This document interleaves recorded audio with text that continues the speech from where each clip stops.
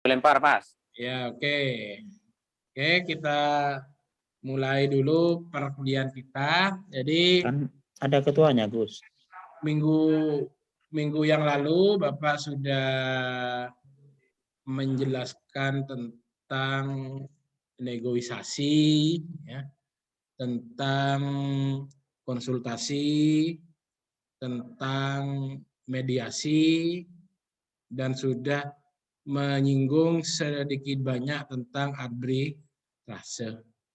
Dan jenis-jenis yang sudah Bapak jelaskan, apakah negosiasi, apakah konsultasi, apakah rekonsiliasi, mediasi, arbitrasi, itu adalah model-model penyelesaian sengketa, bentuk dari resolusi konflik, terutama dalam bidang ekonomi, bahwa yang namanya sengketa ekonomi itu selalu ada dan dekat dengan apa kita, ya. Bukan hanya dalam bidang hukum keluarga, tapi justru dalam bidang bisnis itu sangat terbuka peluang untuk terjadinya sengketa.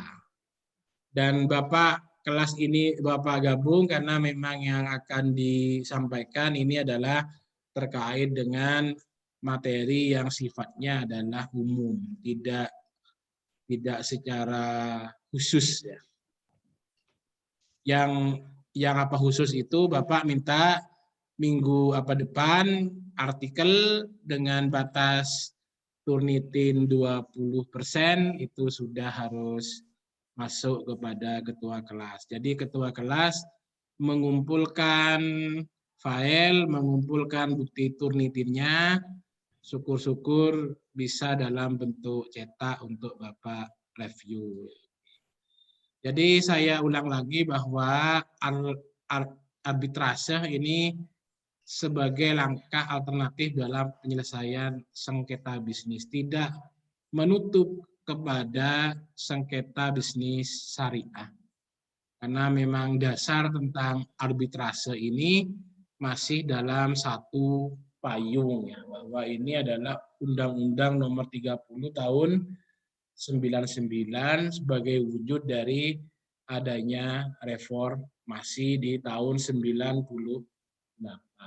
Bahkan ada banyak pakar yang menyebutkan bahwa di arbitrase ini lahir karena adanya tekanan dari IMF, International Monetary Fund, di mana setelah kita mengalami krisis ekonomi, semuanya itu ada di bawah kendali IMF, baik sektor politik maupun sektor ekonomi, dan salah satu produknya adalah arbitrase. Karena arbitrase ini adalah bentuk penyelesaian sengketa yang dibuat oleh para pihak sebelum terjadinya sengketa, di mana perjanjian arbitrase itu memiliki keistimewaan diantaranya satu, lintas negara, lintas hukum nasional, ya. Terus tidak bisa diajukan ke pengadilan. Jadi tidak ada teritorial negara ataupun pemerintah. Jadi walaupun yang satu di Indonesia, satunya di Kutub Utara, itu bisa menyelesaikan di badan arbitrase yang mana. Tentu ini peluang bagi Basarnas, karena kita tahu bahwa 85% penduduk Indonesia adalah Muslim. Bahwa Indonesia adalah negara terbesar dunia dalam jumlah penduduk, ya, dan mayoritas adalah Muslim. Tentu ini peluang bagaimana kita memiliki badan arbitrase yang bukan hanya melingkupi sektor nasional, tapi ini juga adalah sektor internasional. Ini yang perlu juga untuk diperhatikan. Oke, ini arbitrase ya. Terus penyelesaian ataupun pemutusan sengketa oleh hakim atau para hakim berdasarkan persetujuan bahwa para pihak akan tunduk pada atau menaati keputusan yang diberikan oleh hakim yang mereka pilih. Jadi hakimnya sudah dipilih duluan. Ini berbeda kalau ini menggunakan hukum acara biasa. Jadi kalau yang menentukan hakim di hukum acara perdata itu apa namanya itu bukan para pihak, tapi panitra atau ketua pengadilan. Tapi di arbitrase jauh-jauh hari itu sudah bisa ditentukan oleh masing-masing pihak. Dan nanti ada istilah pemohon, jadi orang yang mengajukan permohonan itu disebut pemohon, dan ada yang disebut dengan terpohon, pihak lawan dari pemohon dalam menyelesaikan sengketa melalui arbitrase. Ini dan yang selanjutnya itu adalah arbiter. Orang atau beberapa orang yang dipilih oleh orang yang bersengketa atau yang ditunjuk oleh pengadilan negeri, oleh lembaga arbitrase untuk memberikan putusan mengenai sengketa tertentu yang diserahkan penyelesaiannya melalui arbitrase.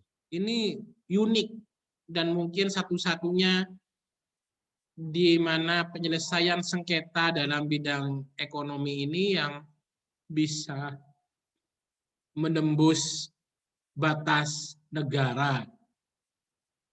Jadi dasarnya bukan negara hukum, tapi ini adalah kesepakatan bahwa kesepakatan yang dibuat oleh para pihak itu mengikatnya sama dengan mengikatnya sebuah undang-undang. Ini asas yang ada dalam arbitrase.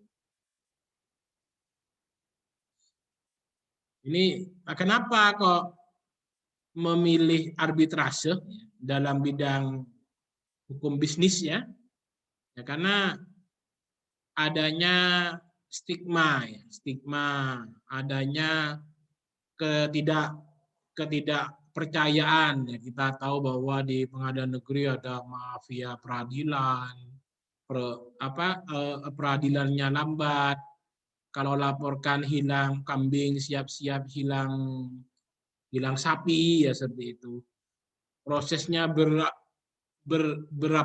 larut-larut ya, bisa sampai 7 turunan ya, tanpa ada kepastian kapan ini selesai. Ini Bapak ingin meneliti juga karena biar adil. Bapak sebagai dosen juga harus membuat artikel yang terkait. Ini yang ingin Bapak dobrak. Apakah betul karena ketidakpercayaan atau lama ya. Padahal sekarang ada yang namanya Perma nomor 14 ya tentang ekonomi syariah, itu sengketa di bawah 200 juta itu masuk kepada sidang cepat khusus ekonomi syariah. Nanti akan timang ini apakah apa nilai lebih menyelesaikan sengketa syariah di pengadilan agama dengan melalui arbitrase. Efisien waktu ini sama juga kan. Jadi kalau proses acara cepat ya juga sama. 15 hari itu harus selesai. Jangan-jangan Perma nomor 18 itu banyak diadopsi dari apa namanya, dari semangat arbitrase ini ya, efisiensi biasa, efisiensi biaya, dan mungkin yang tidak dimiliki oleh negara itu adalah jaminan kerahasiaan. Kalau efisiensi biaya sekarang pengadilan juga pakai ECOT ya. ECOT itu tinggal sidangnya itu di HP, jawabannya, terus apa namanya, membuat gugatannya, terus keputusannya hakim gitu seperti itu. Jadi ini sungguhnya menjadi tantangan untuk para arbiter untuk memberikan layanan yang cepat, efisien, ya, dan dapat dipercaya oleh publik. Bebas memilih arbiter, ya, terus bebas ya, karena memang ini adalah prinsip perjanjian bahwa arbiter itu harus dipilih sebelum terjadi sengketa ekonomi syariah. Terus keterlibatan pakar, ya, ya ini yang tidak dimiliki oleh para hakim, bahwa yang terlibat di arbitrase itu pasti adalah memang pihak-pihak, orang-orang yang mempunyai pengalaman yang cukup dalam bidang hukum. Terus keputusannya bersifat final, ya bebas memilih yang hukum yang berlaku. Apakah hukum, kalau arbitrasenya dari Singapura ya pakai hukum Singapura. Kalau itu di Bani maka pakai hukum acara Bani. Ini sudah dijelaskan oleh Bapak Ibu yang diminta untuk meresum YouTube ya.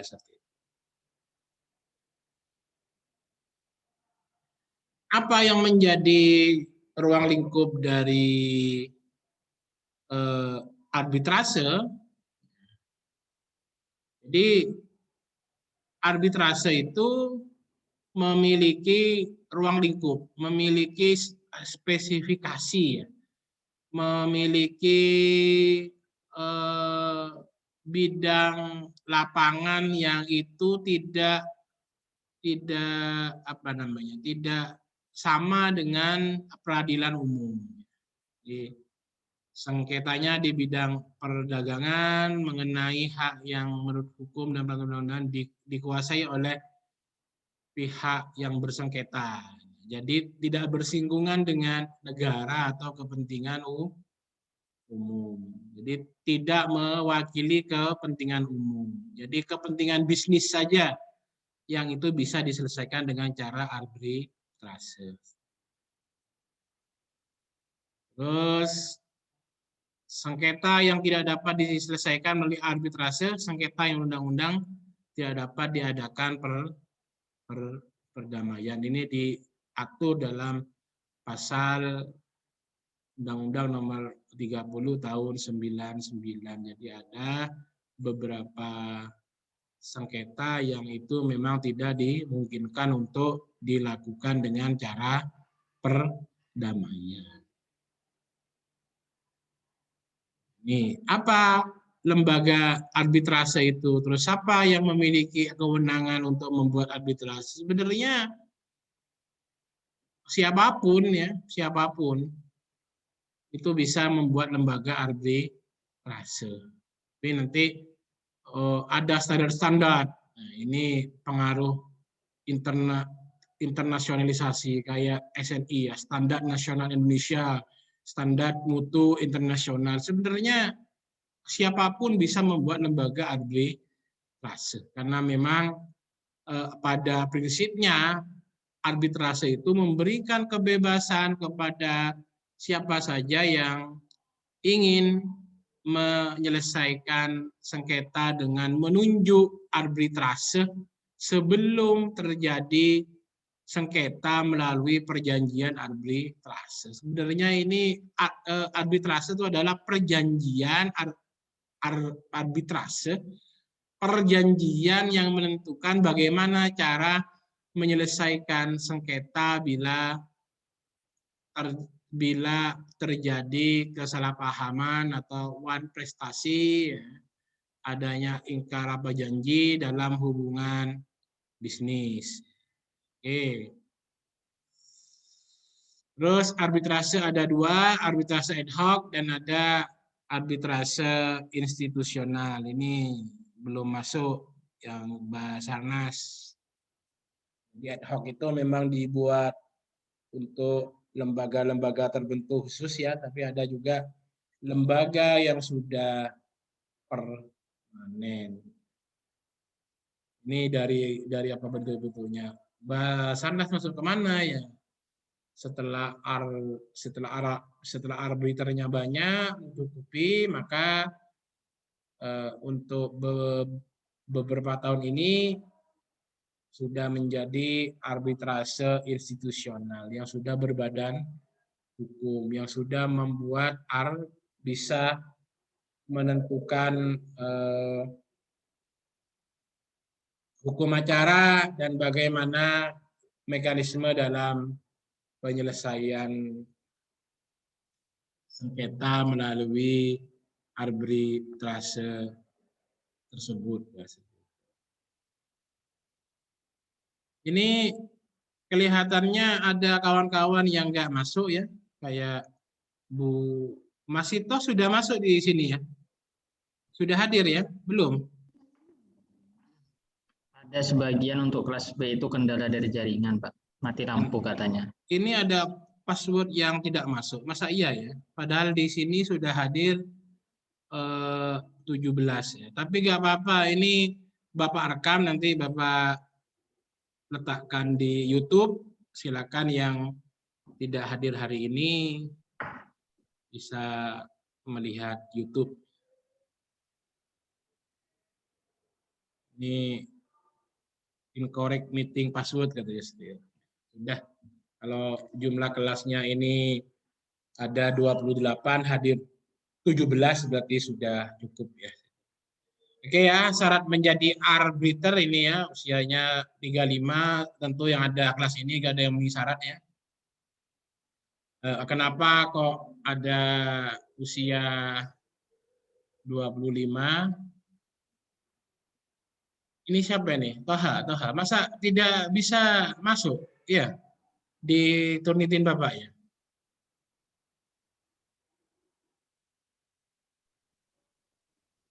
Tidak bisa masuk. Password turnitin apa password? Oh, password ininya, password Zoom-nya. Ya sudah, kalau Zoom monggo silakan. Wong ini bisa masuk. Berarti bisa yang lainnya.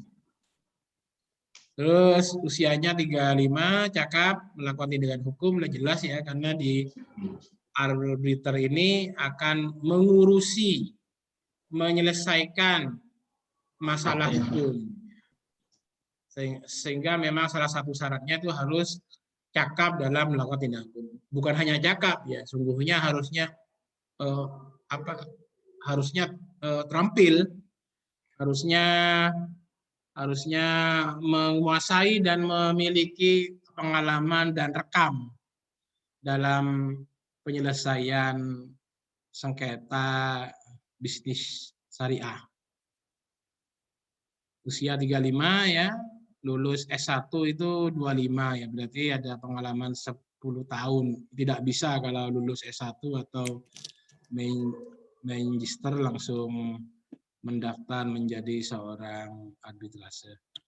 Terus tidak mempunyai hubungan keluarga, ini jelas ya, baik sedarah atau semenda sampai dengan derajat kedua ya. Terus tidak mempunyai kepentingan finansial atau kepentingan lain atau atas putusan arbitrase. Jadi pengalaman dalam bidangnya minimal 15 tahun, bukan jaksa, panitera, dan pejabat lainnya. Ini penting, dan ini juga karena ini menjadi syarat, maka ini menjadi kode etik. Suatu yang harus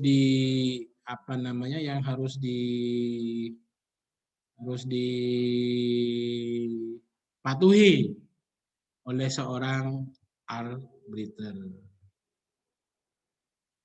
Ini perjanjian arbitrase. Sebenarnya ini adalah perjanjian ini, bukan model penyelesaian sengketa, tapi di perjanjian itu sudah menyebutkan di mana tempat akan diselesaikan sengketa syariah. Sengketa bisnis, perjanjian bisnis yang di situ sudah ada klausula akan diselesaikan di mana. Oke, nanti ada akte compromittindo ya, fakta de compromittindo, klausula dalam perjanjian pokok di mana ditentukan bahwa para pihak diharuskan mengajukan perselisihan yang terjadi kepada arbitrase. Jadi sudah ada dan itu tidak bisa dinegasikan, tidak bisa dibatalkan seumpamanya salah satu pihak itu mengajukan ke pengadilan. Terus akte kompromis, ya, perjanjian khusus yang dibuat setelah terjadinya perselisihan guna mengatur cara mengajukan perselisihan yang telah terjadi kepada arbiter atau majelis arbiter. Ini akte kompromis. Ini adalah perjanjian khusus yang dibuat bagaimana cara menangani perselisihan yang terjadi kepada arbiter atau majelis arbitrase. Terus pengajuannya ini ya sama ya nanti ya. Silakan dipilih arbiter yang sudah ditentukan dalam perjanjian. Setelah itu pemohon mengajukan dan memberitahukan terkait dengan kronologis hal-hal yang akan dimintakan dalam pemeriksaan oleh arbiter itu. Jadi ada nama dan alamat para pihak, terus ada klausula perjanjian arbitrase yang menentukan itu. Nanti ada perjanjian atau masalah ataupun pokok-pokok yang dipermasalahkan, dasar yang menjadi tuntutan, ya, berapa jumlahnya, dan kronologisnya seperti apa, dan bagaimana cara yang dikehendaki. Ini, jadi nanti kalau di tugas kedua setelah UTS itu ya harus ada ini ya, harus diikuti bahwa dalam permohonan untuk melakukan persidangan di arbitrase itu ada hal-hal yang harus disebutkan. Tolong ini nanti dicatat.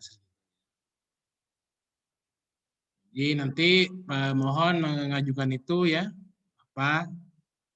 nama itu lengkap jelas ya, nama, alamat, domisili ya, bukti-bukti, ya, terus isi tuntutannya jelas, dan yang selanjutnya arbiter akan menyampaikan satu salinan tuntutan tersebut kepada termohon dengan disertai perintah bahwa termohon harus menangani dan memberikan jawabannya secara tertulis dalam waktu 14 hari sejak diterimanya salinan tuntutan tersebut oleh termohon. Jadi memang ada waktu-waktunya dalam penyelesaian arbitrase ini, bahwa 14 hari itu sudah harus dilakukan sidang oleh lembaga arbiter yang ditunjuk, baik itu arbiter institusional atau arbiter yang dibuat untuk tujuan tertentu, itu arbitrase ad hoc.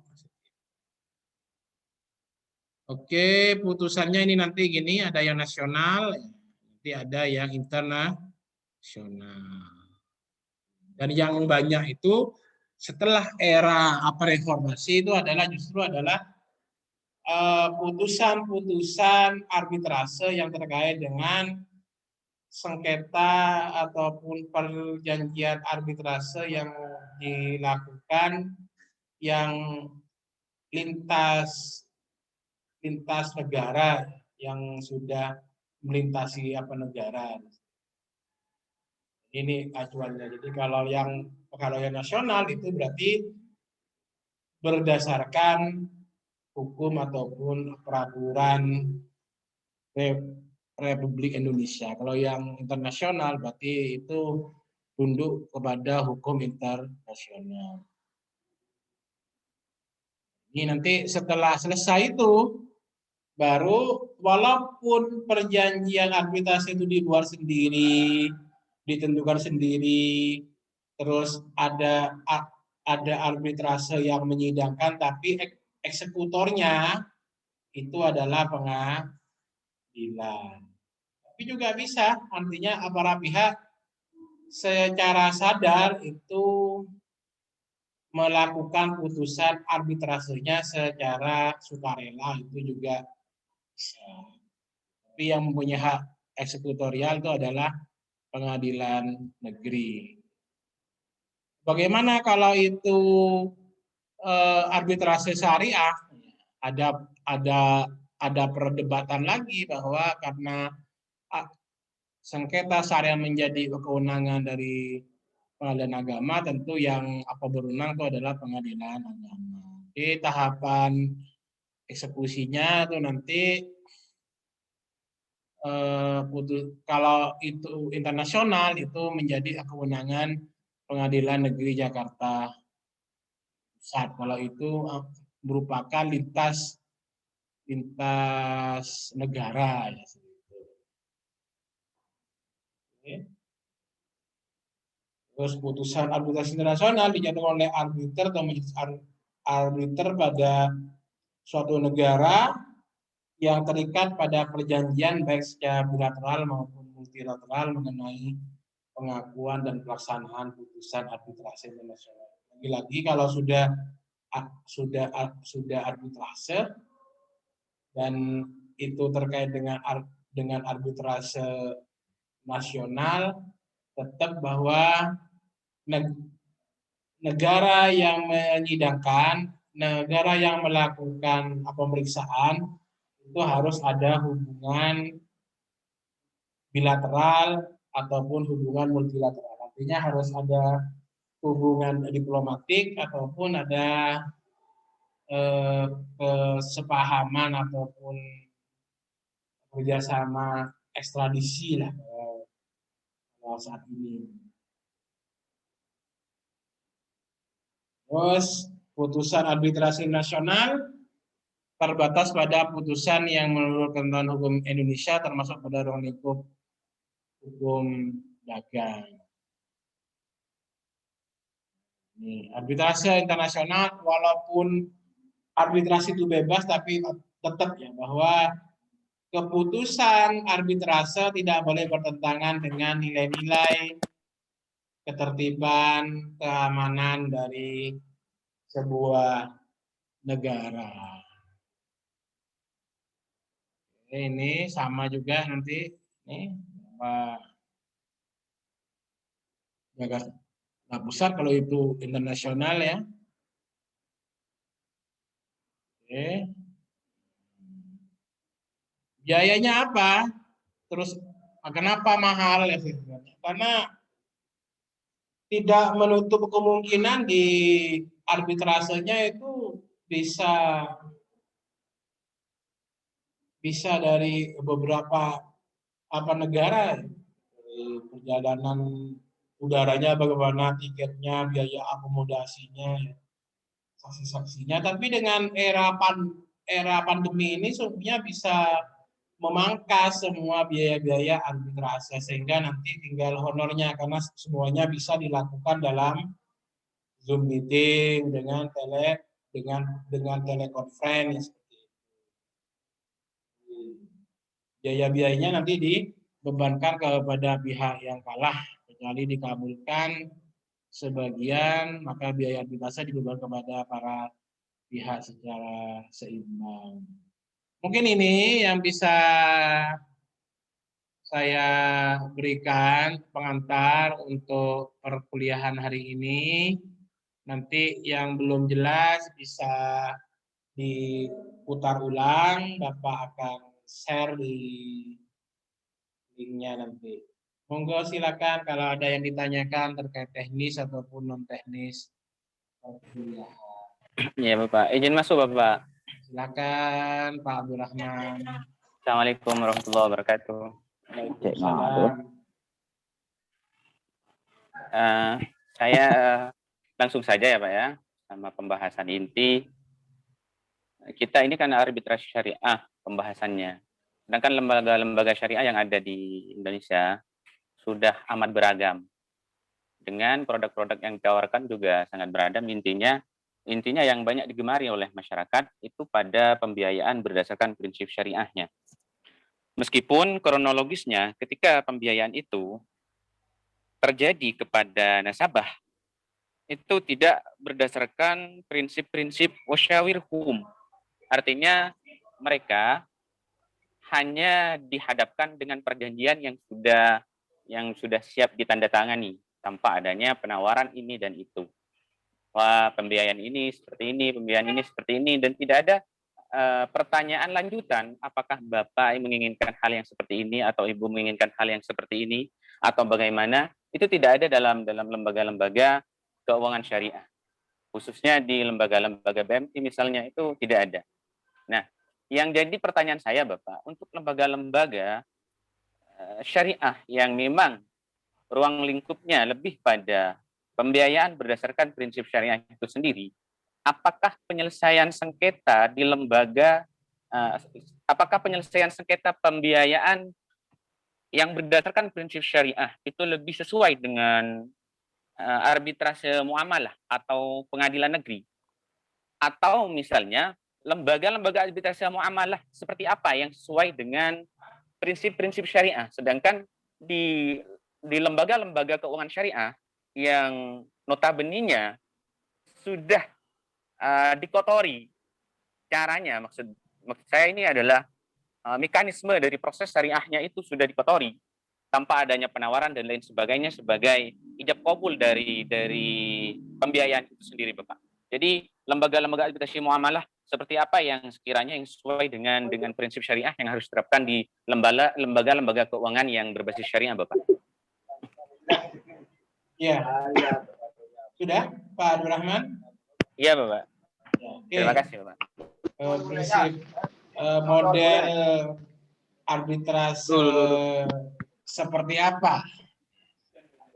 Arbitrase muamalah seperti apa yang cocok untuk menangani sengketa ekonomi syariah, di mana menurut penuturan Bapak Abdurrahman bahwa dari akadnya itu mengandung adanya bahwa akad itu tidak berdasarkan kepada kerelaan, kepada keikhlasan, ya, kepada juga kebebasan di situ, bahwa akad ataupun kontrak itu sudah dibuat secara kontraknya tetap, mau diambil atau tidak usah, mau tanda tangan atau tidak usah menggunakan produk ini. Ini kan pilihannya kayak kontrak baku sudah kan?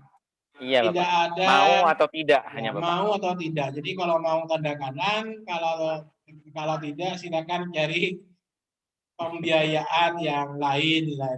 Ini kan bentuk-bentuk dari bentuk si pertama. Sungguhnya yang membedakan antara akad syariah dengan tidak akad syariah itu sebenarnya pada proses terjadinya akad itu, mampunya berapa, keterbukanya berapa, faktor resiko apa, itu harusnya itu yang harus ditulis detail. Jadi tidak bisa disamakan antara kebutuhan saya kebutuhannya Pak Baidowi, kebutuhannya Pak Abdurrahman, kebutuhannya Pak Herman itu terus kebutuhannya Bu Lulu, terus apa kendala-kendalanya itu tidak bisa dipukul rata. Ini sungguhnya yang menjadi kekhasan dari prinsip ataupun akad dalam perjanjian syariah. Karena prinsipnya itu bukan hanya untung ya, tapi bahwa itu ada unsur maslahatan, saling membantu, faktor zakat. Nah, bagaimana kalau terjadi sengketa dan bagaimana cara menyelesaikannya, ya tentu harus dimulai dari titik aturan polanya bagaimana akad itu terjadi. Tapi tidak terus karena ini tidak dengan sesuai syariat terus bilang wah ini gak sesuai syariat maka ini batal demi hukum. Saya tidak mau bayar karena ini tidak sesuai dengan akad syariat. Itu juga tidak benar ya. Artinya walaupun ya hutang walaupun tidak syariah. Jangan terus karena tidak sesuai dengan ketentuan akad syariah terus tidak mau bayar ya. Ini tidak bisa dijadikan alasan pembenar, alasan pemaaf. Tetap yang namanya hutang kecuali ada keikhlasan, ada sudah menyerahkan ya untuk tidak usah melunas. Jadi benernya bagaimana arbitrasi yang baik ya harus kembali ke akad. Bagaimana arbitrasi ataupun pengadilan ataupun yang mengadili itu mengembalikan kepada kalau akadnya mudharabah ya mudharabah, kalau murabah ya murabah. Artinya aplikasi-aplikasi itu yang harus menyesuaikan dengan ketentuan asas dalam akad Islam, bukan akadnya yang disesuaikan dengan aplikasi ataupun kebutuhan dari lembaga. Tapi yang memang sulit. Yang terjadi kan memang disesuaikan, Bapak. Bukan syariahnya yang membawa, tetapi akad yang dibikin itu kemudian yang dijadikan kontrol syariah.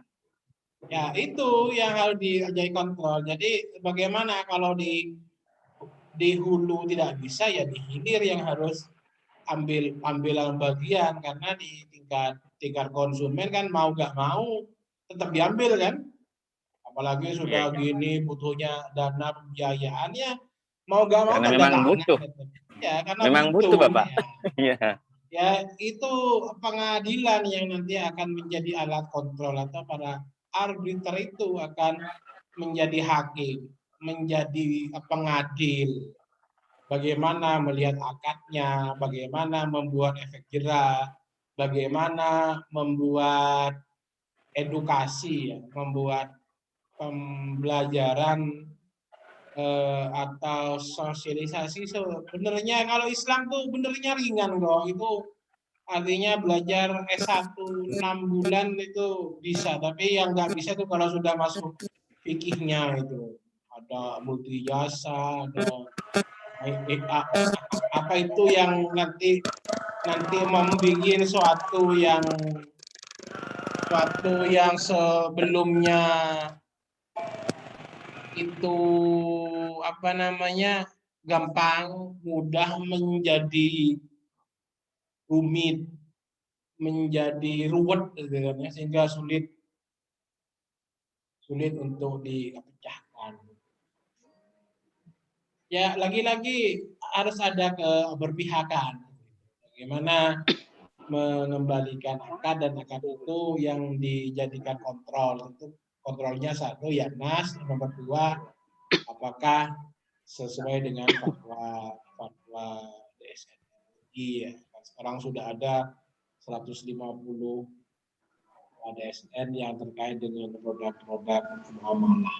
Itu yang harus dijadikan dasar pijakan, selain juga aspek keadilan, aspek kemanfaatan, aspek kepastian hukum dalam mengadili dalam mengadili suatu perkara terkait dengan ekonomi syariah. Saya kira ini Pak tadi yang nanya itu Pak Abdul Rahman ya. Iya Bapak, terima kasih Bapak. Ya, Saya, silakan Pak. terkait dengan tugas monggo, dengan teknis monggo silakan. Pak. Nggak bisa bertanya lagi, Pak. Ini dulu ini Ibu Faisatul dulu. Silakan. Assalamualaikum warahmatullahi wabarakatuh.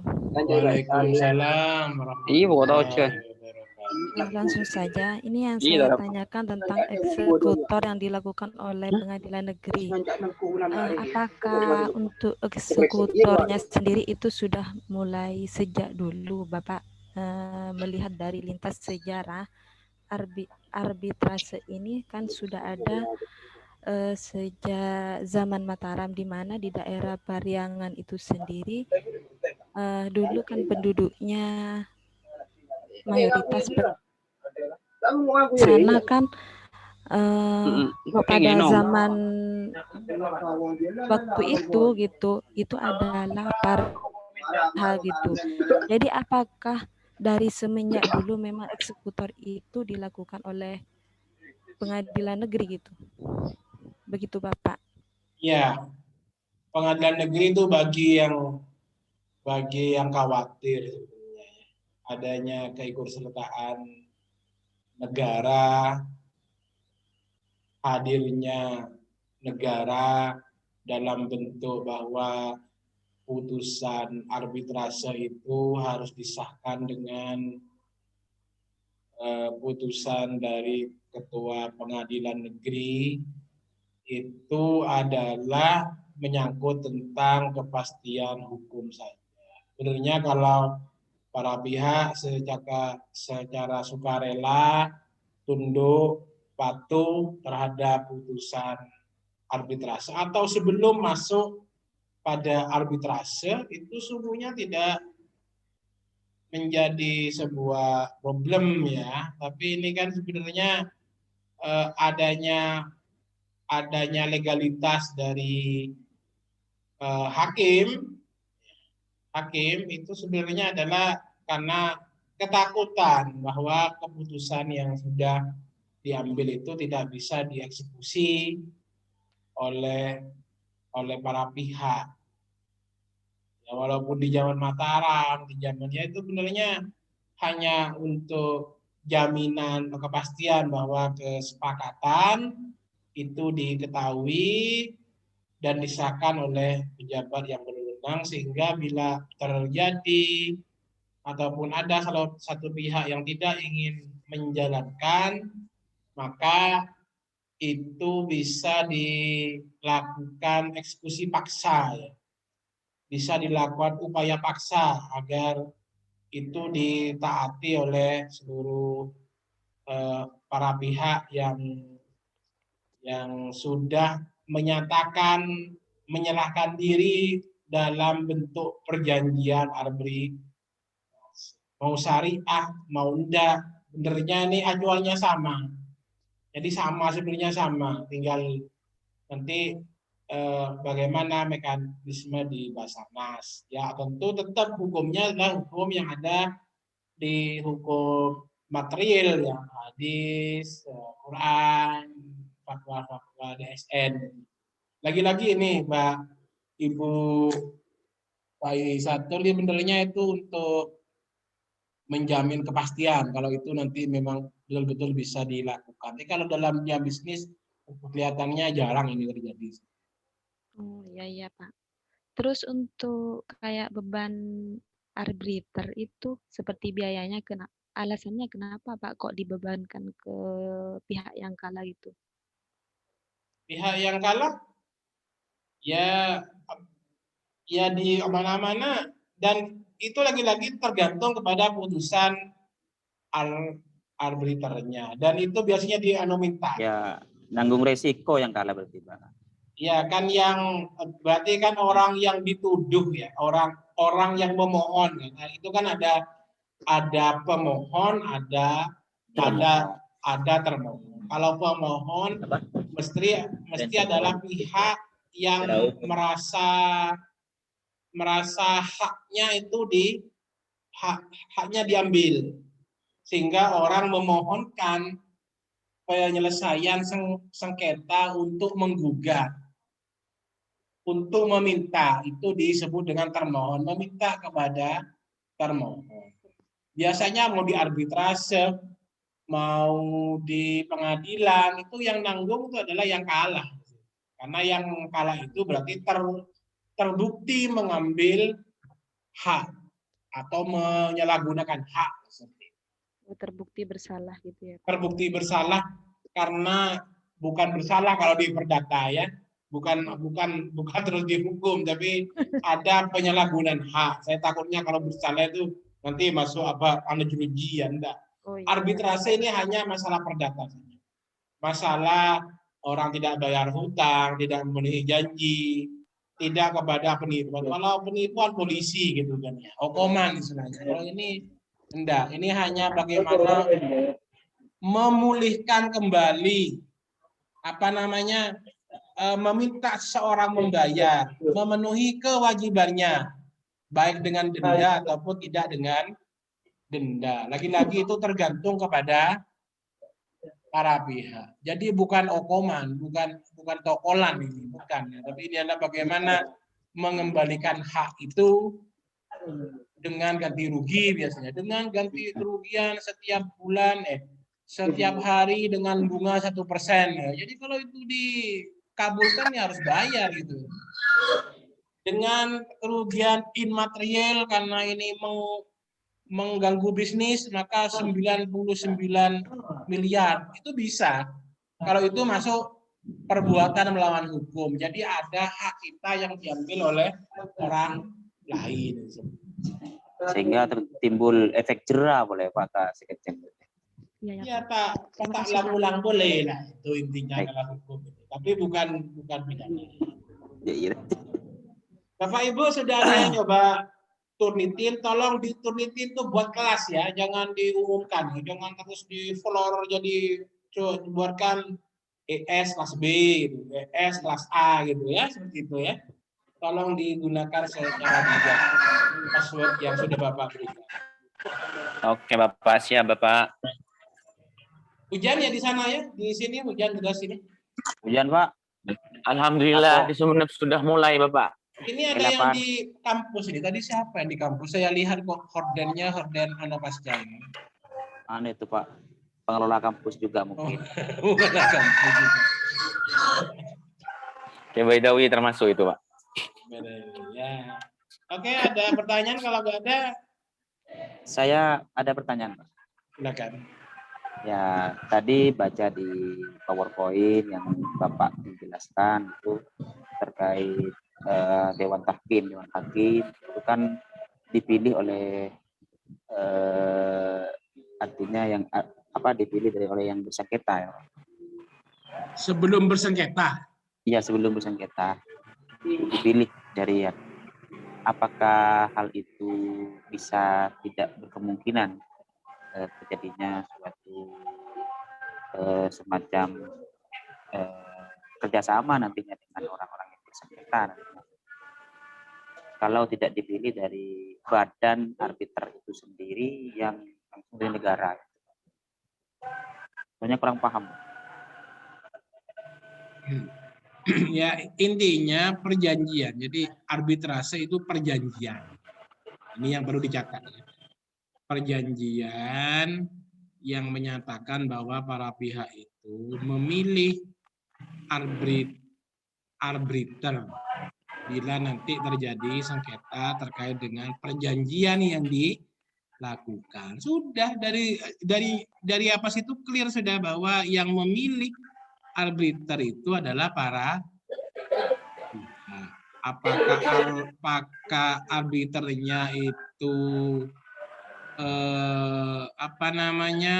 institusional atau ad hoc, ya itu sekali lagi tergantung kepada pihak-pihak. Atau kelas ini mau buat setelah perkuliahan saya semuanya mau buat arbiter Madura hebat atau kantor arbiter kelas B ES Mantap Pak, mantap. sarjana itu ya bisa juga, bebas. Oke. Tapi nanti Satu cari apa klien gitu kan, seperti itu bisa gitu kan. Atau nanti dengan buatkan akte badan hukum seperti itu ya bisa saja. Artinya benernya ini adalah tidak ada kaitannya dengan negara, siapapun bisa membuat badan apapun lembaga arbitrase, karena sungguhnya ini sama juga dengan juru damai ya, kayak mediasi, kayak rekonsiliasi, tapi ini ada hukum acaranya yang mirip-mirip pengadilan itu ya,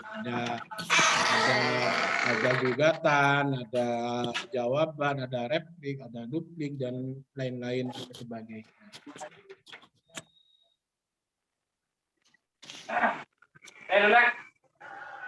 Oke Bapak Ibu, kalau tidak saya absen dulu ya. Yang hadir tolong open mic ya. Siap Pak. Oke. Ini Bapak, ini ada dari kelas B Bapak yang di chat Ya, Bapak. sudah. Ada pertanyaan itu. Chat, ada di chat. Oh iya Bapak. Chat. Ini ya. Mas Solihin ya. Arbitrase ada 2 ya. Bisa menggunakan tunggal atau majemuk. Bagaimana penerapan arbiter majemuk? Karena nanti dari para pihak pemohon diperbolehkan menunjuk orang yang menjadi arbiter, begitu pula pihak termohon. Karena nanti akan diduga kuat tidak netral. Meskipun nanti ada arbiter ketiga sebagai arbiter utama, wong nanya sendiri, jawab sendiri, ya sudah selesai itu kan sudah dijawab, berarti akan ada arbiter penengah ya disebut ya. Akan ada sistem voting. Tapi insya Allah kalau ini arbitrase, insya Allah para pihak yang bersengketa itu punya kesadaran tinggi, punya kemauan yang kuat. Malah Bapak ini berharap Basarnas untuk menyambut bagaimana gegap gempitanya perkembangan ekonomi syariah, bukan hanya bank sekarang ya, ada koperasi syariah lain-lainnya, ini harusnya sudah ada di setiap kabupaten dan kota, yang itu nanti akan menjadi garda terdepan dalam penyelesaian sengketa ekonomi syariah.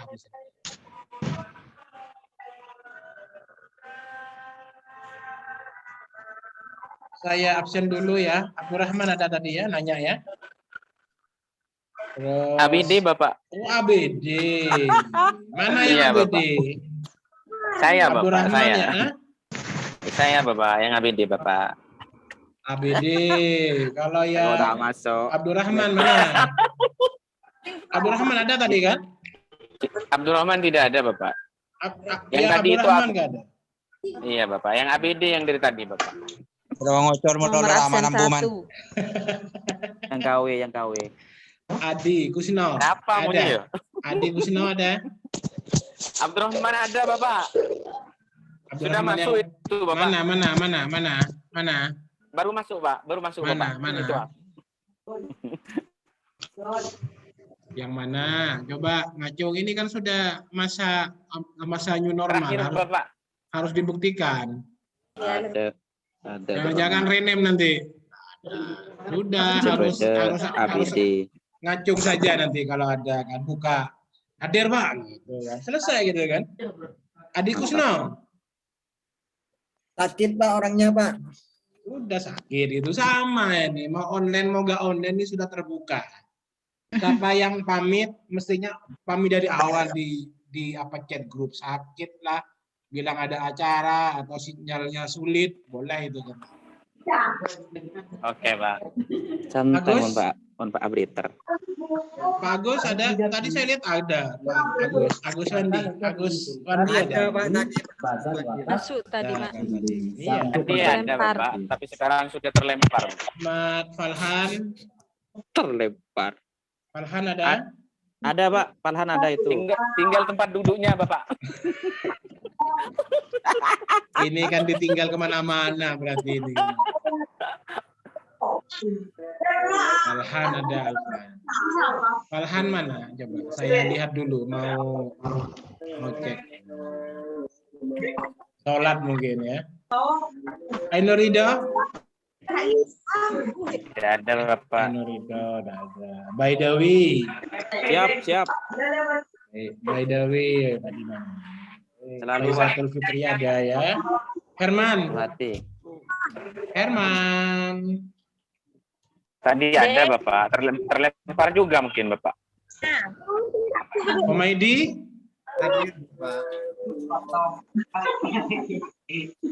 Omaidi ya, oke siap. Nengah bucing dan sapi kontrol.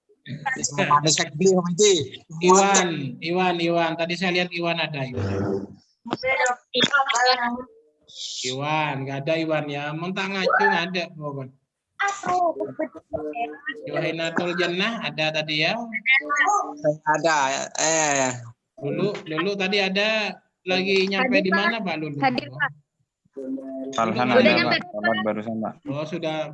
Ini saya hadir. Lulu Udah nyampe. Masrura. Tidak ada Bapak. Falhan hadir Pak. Hairul Abror, ganti kelas B, Hairul Abror. Ada ya.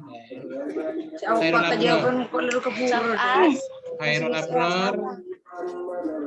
Hairul Abror ada di mana? Di list ada kok orangnya tidak ada. Mana?